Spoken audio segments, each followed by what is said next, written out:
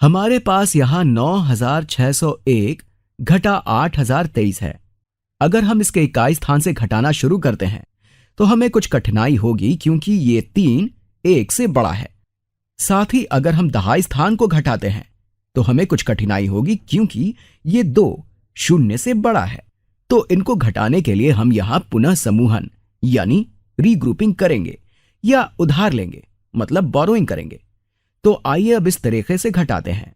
पहले अंकों के स्थानीय मानों को देखते हैं कि क्या हम इससे कुछ उधार ले सकते हैं। हम देख सकते हैं कि यहां दहाई स्थान के पास इकाई स्थान को उधार देने के लिए कुछ नहीं है। इसे खुद ही किसी से उधार लेने की जरूरत है। इसलिए अब सैकड़े स्थान के अंक को ले लेते हैं क्योंकि इसके पास उधार देने के लिए पर्याप्त अंक हैं जिनका हम दहाई और इकाई स्थान पर पुनः समूहन कर सकते हैं। ये 6 यहां 600 के बराबर है, इसलिए हम इससे 100 उधार ले लेते हैं। ऐसा करने से ये अब 500 के बराबर हो जाएगा। अब ये 100 दहाई स्थान के अंक को दे देते हैं। अगर हम दहाई स्थान के अंक को 100 देते हैं तो इसको कैसे लिखेंगे? ठीक है, हमारे पास यहां 0 दहाई है और अगर हम इसको 100 देते हैं तो ये 10 दहाई देने के बराबर ही होगा या 0 जमा 100 होगा। यहां दहाई के स्थान पर 100 का मतलब सिर्फ 10 है, तो आइए इसे ऐसे लिखते हैं। यहां पर इसको 10 लिखते हैं। अब आप सोच रहे होंगे कि यह क्या हो रहा है, तो आइए देखते हैं। हमने सैकड़े के स्थान से 100 उधार लिया तो ये 500 हो गया। अब प्रश्न यह है कि ये 100 के बजाय 10 क्यों हुआ? तो याद रहे कि ये 10 दहाई के स्थान पर है, इसलिए अभी भी ये 100 के बराबर है। हमने इस ऊपर लिखे संख्या में कोई परिवर्तन नहीं किया है। पहले ये 9000 जमा 600 जमा 1 था। अब ये 9000 जमा 500 जमा 10 दहाई मतलब 100 जमा 1 हो गया है। और यहां इस अंक में हमने अभी तक कोई भी परिवर्तन नहीं किया है।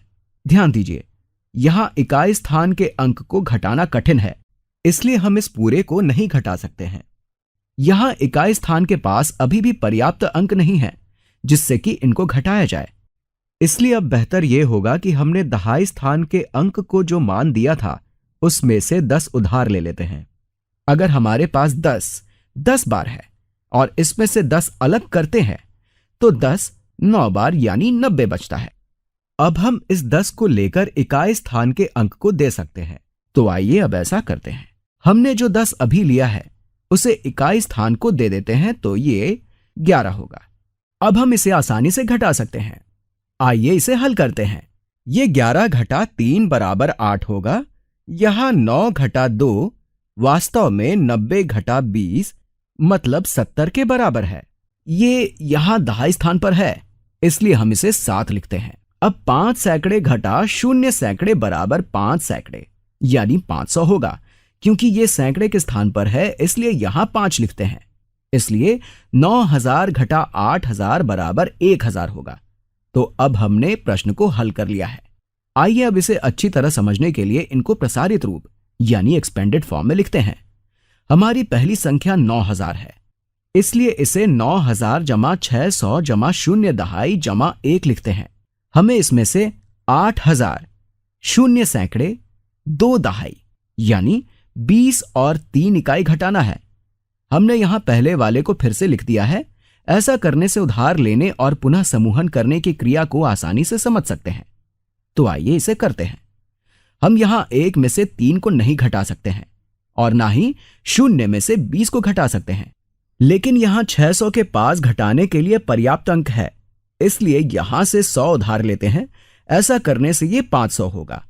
अब 100 को हमने उधार लिया है, उसे दहाई स्थान के अंक को दे देते हैं, इसलिए यह भी 100 हो जाएगा।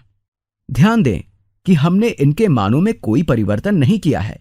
ये 9000 जमा 500 जमा 100 जमा 1 है, जो कि 9000 जमा 600 जमा 1 के बराबर है।